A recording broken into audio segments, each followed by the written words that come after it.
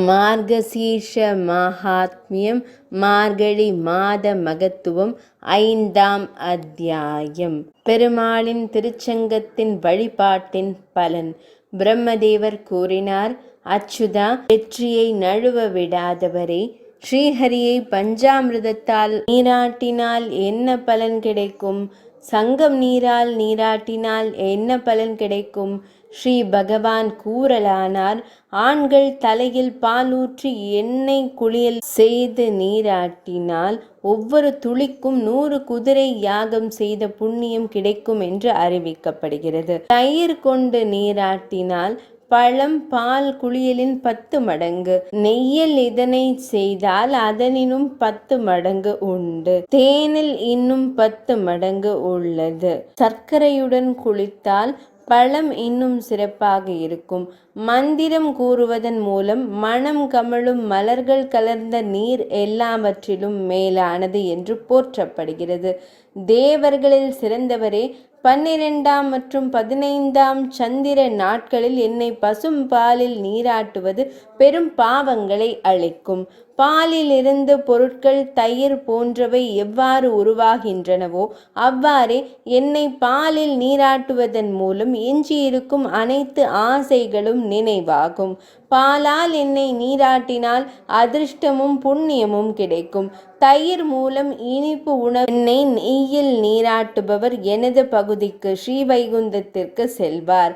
மார்கழி மாதத்தில் தேனாலும் சர்க்கரையாலும் என்னை நீராட்டுபவர் ஸ்வர்க்கத்திற்கு சென்று ஸ்வர்க்கத்திலிருந்து திரும்பி வருகிறானோ அவன் இவ்வுலகில் அரசனாக பிறக்கிறான்.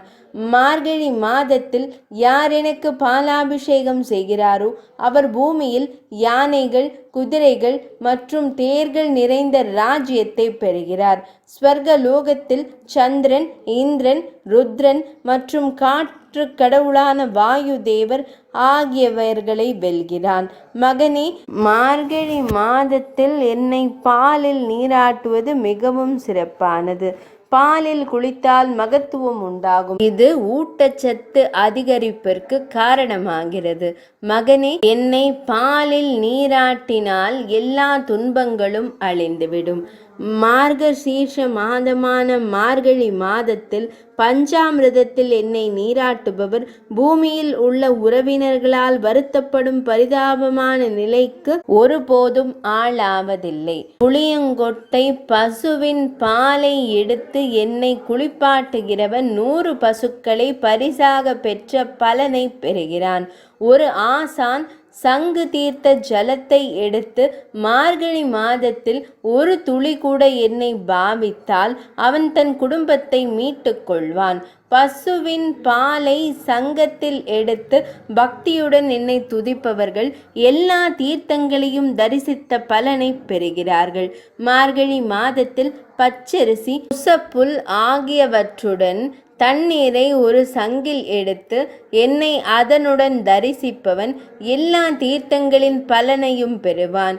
மார்கழியில் 8 சங்கம் நீரால் இறைவனை பக்தியுடன் ஸ்நானம் செய்பவன் சிறந்த மனிதனாகிறான். என் உலகமான வைகுந்தத்தில் அவர் மதிக்கப்படுகிறார். என் மகனே, 16 சங்கம் நீரால் என்னை நீராட்டுபவன் பாவங்களிலிருந்து விடுதலை பெறுவான். அவர் நீண்ட காலமாக ஸ்வர்க்க உலகில் மதிக்கப்படுவார். 24 சங்கம் ஜலத்தால் என்னை நீராட்டுபவன் இந்திரலோகத்தில் நீண்ட காலம் வாசம் செய்து பூமியில் அரசனாக பிறக்கிறான்.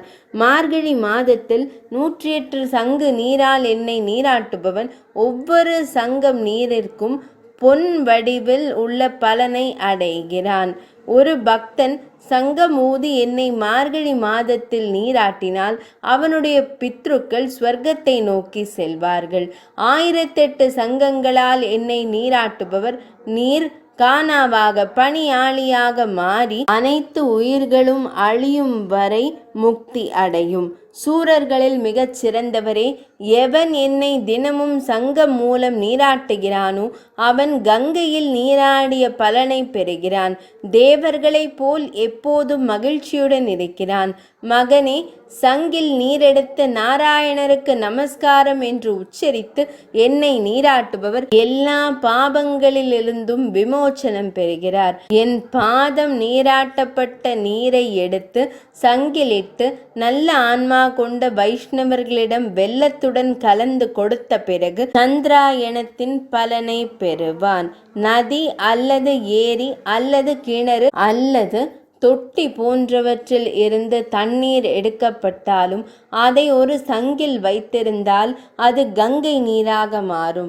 எனது பாத பூஜை நீரை, விஷ்ணுவின் பாதம் அலம்பப்பட்ட தண்ணீரை சங்கத்தில் எடுத்து எப்பொழுதும் தலையில் சுமக்கும் ஸ்ரீ வைஷ்ணவர், முனிவர் மற்றும் தகனம் செய்பவர்களில் சிறந்தவர்.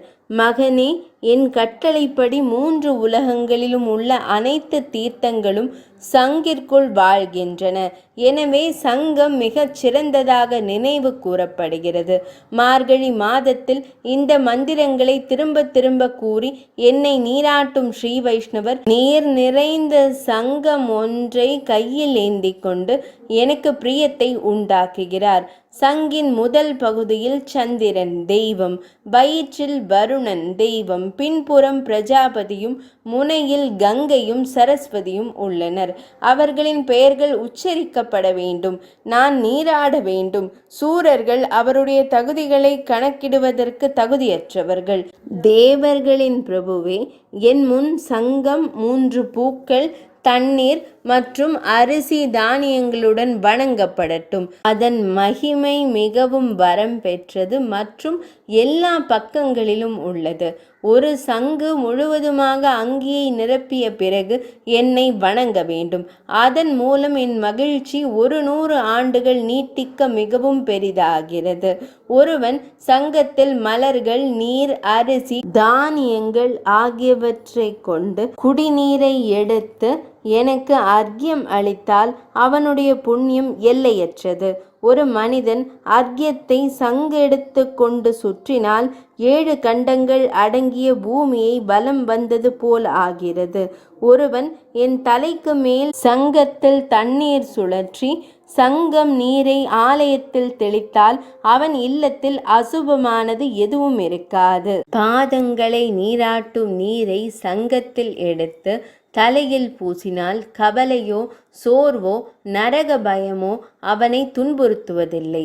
தலையில் சங்கு நீர் இருப்பதை பார்த்து தீய சக்திகள், ராட்சசர்கள், குக்ஷ்மாண்டா பிசாசுகள், பேய்கள், பாம்புகள் மற்றும் தானவர்கள் 10 பகுதிகளையும் நோக்கி வேடிக்கை பார்க்கிறார்கள்.